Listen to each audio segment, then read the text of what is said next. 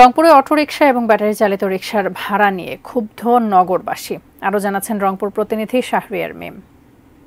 সর্বনিম্ন 10 টাকা ভাড়া জারি করে মাইকিং করা হয়েছে রংপুর নগরীতে, যার ফলে এই শহরে নিম্ন আয়ের যারা মানুষরা রয়েছেন এবং শিক্ষার্থীরা রয়েছেন সব থেকে বেশি বিপাকে পড়েছেন।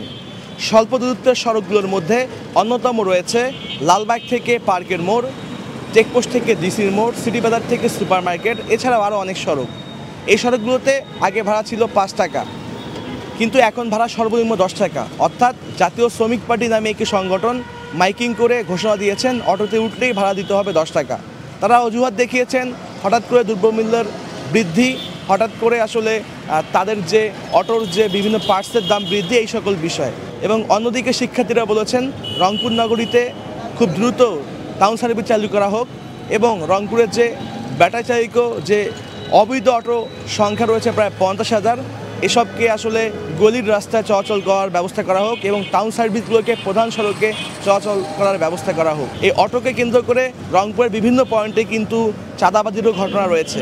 তো সব কিছু মিলে রংপুরে যে অটো এবং ইজি বাইকের ভাড়া বাড়ার পর এখানকার সাধারণ মানুষ যে মিশ্র প্রতিক্রিয়া জানিয়েছেন, খুবই ক্ষোভে রয়েছেন। এই নিয়ে ছিল আমার কাছে সর্বশেষ অবস্থা।